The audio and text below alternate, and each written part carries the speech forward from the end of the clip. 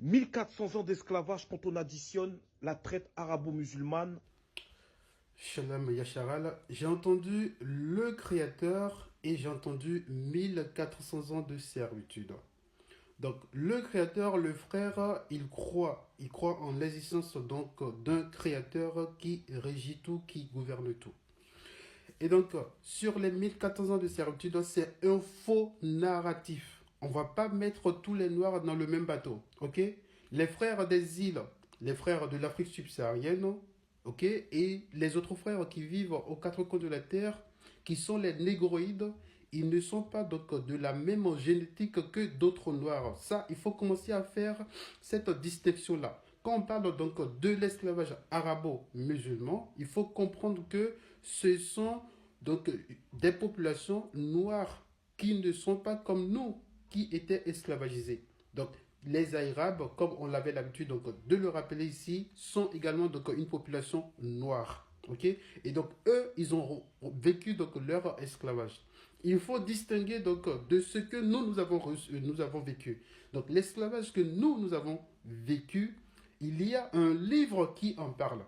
Le livre de la loi de l'Éternel parle des 400 ans de servitude. Et dans la réalité, dans cette réalité également, l'ennemi même confirme comme quoi ils nous ont esclavagisés pendant 400 ans. Je rappelle toujours la loi HR 1242 qui parle de cette évidence-là. Arrêtez donc d'utiliser des faux narratifs comme quoi les Noirs ont vécu 1400 ans d'esclavage. Tous les Noirs ne sont pas pareils. Regardez-vous, vous les gens des Antilles et vos frères qui sont au niveau donc, de l'Afrique subsaharienne et même ceux qui sont dispersés aux quatre coins de la terre, il y a des peuples noirs auxquels vous ne pouvez jamais vous assimiler. Ok. Donc il faut comprendre déjà cette réalité. Tous les noirs ne sont pas pareils.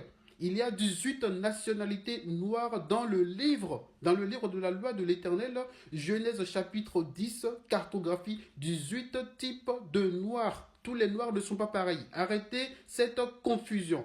Et donc, si vous voulez vraiment vous intéresser à ce que vous vivez et par rapport à tout ce que nous traversons, donc tous ces fléaux-là qui pèsent sur nous, il y a un livre qui en parle également. Maintenant, si vous ne voulez pas lire ce livre-là et que vous voulez travailler donc pas de vous-même, de votre propre nature, c'est là ça va être compliqué. Parce que seuls vont périr ceux qui ne maîtrisent pas leur histoire. Seuls vont périr ceux qui ne connaissent pas donc la réalité qu'ils vivent. La réalité que nous vivons, c'est que nous sommes encore dans les 400 ans de servitude. C'est pour ça d'ailleurs qu'on fait des calculs pour essayer donc de faire comprendre aux gens que à tel moment normalement on n'est plus donc sous leur domination. Et donc qu'est-ce qui va se passer à ce moment-là? Il y a effectivement l'Éternel qui promet donc des choses. Il y a des promesses qui devront s'accomplir à partir de ce moment-là.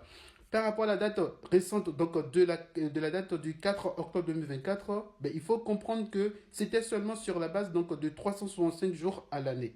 Il faut inclure maintenant l'autre détail, donc il y a de 100 jours en termes de marge d'erreur par rapport à la délivrance de ce peuple-là. Vous êtes aux Antilles, vous êtes au courant donc de l'actualité actuelle, comme quoi la cherté de la vie, tout ça, qui s'ajoute à tous les fléaux qu'on vit déjà. Tous les fléaux qu'on vit déjà, que ce soit la religiosité, des trucs bizarres comme ça, et même les autres malédictions sur nous, il faut forcément revenir donc à cette conclusion comme quoi vous n'êtes pas n'importe qui. Et si tout le monde vous déteste et que partout où vous passez, les gens vous détestent, les gens vous essayent donc de vous nuire, tout ça, il faut comprendre que tout cela est déjà écrit parce que ça doit être un signe pour nous.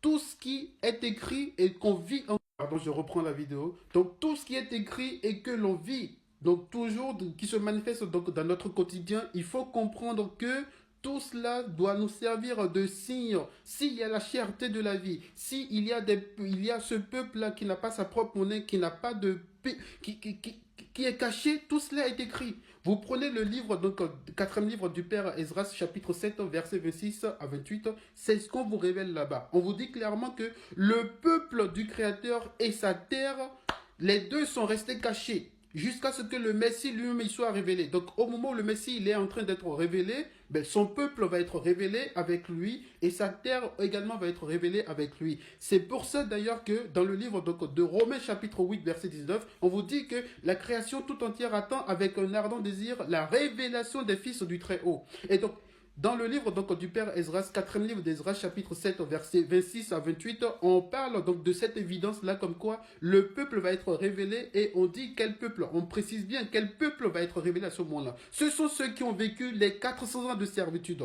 C'est les négroïdes qui ont vécu les 400 ans de servitude. Il y a d'autres types de noirs partout dans le monde, que ce soit en Inde, que ce soit en Afrique, mais qui n'ont pas vécu les mêmes fléaux que nous. Donc arrêtez de vous imaginer qu'on parle de 1400 ans de servitude, c'est pas tous les noirs. Et tous les noirs ne sont pas pareils. Revenez donc à la raison. Arrêtez donc de vous confondre parmi les gens. Tous les noirs ne sont pas pareils. Donc revenez sur la réalité. La réalité, c'est que on a chacun une génétique. Et donc nous devrons nous assimiler à la personne qui a la même génétique que nous. Et en plus de ça, qui est dans la même dynamique que nous. C'est de ça il est question. Donc arrêtez de penser que tous les noirs sont pareils. Ok?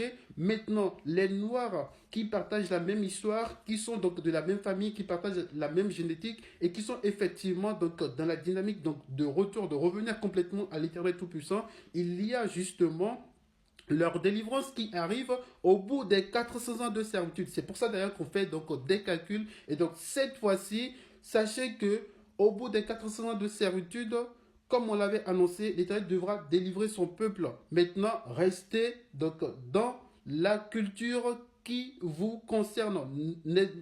Essayez de sortir donc de tout ce qui ne vous arrange pas, de tout ce qui ne vous concerne pas. Les religions, tout ça, c'est pas pour vous.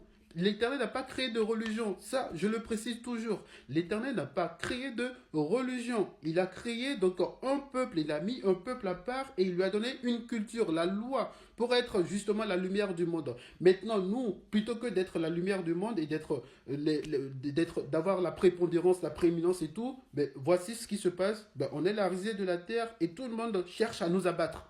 Tout le monde cherche à nous abattre. Alors que c'est nous qui étions censés diriger, dominer. Donc il faut revenir à la raison. Soit vous aimez le Créateur et vous décidez de faire les choses bien, soit vous n'aimez pas le Créateur, vous allez crier Créateur, tout ça par-ci, par-là, et que derrière, concrètement, rien ne se passe. Donc revenez à la raison. Si vous êtes dans les îles, aux quatre coins de la terre, et que vous êtes négroïde, vous avez vécu ces fléaux dont parle le livre de Deutéronome chapitre 28 à partir du verset 15 au verset 68, et Lévitique chapitre 26 à partir du verset 14 au verset 46, et même d'autres fléaux encore comme la nullité capillaire qu'on voit encore dans le livre de Ésaïe chapitre 3 verset 16 à 17. La nullité capillaire, c'est quoi? C'est toutes les angoisses, ok, générées autour de notre nature capillaire. Donc il est question de ça. Donc comprenez que c'est votre histoire et nous sommes manifestement, nous tendons manifestement vers la fin de nos 400 ans de servitude. Shalom à vous.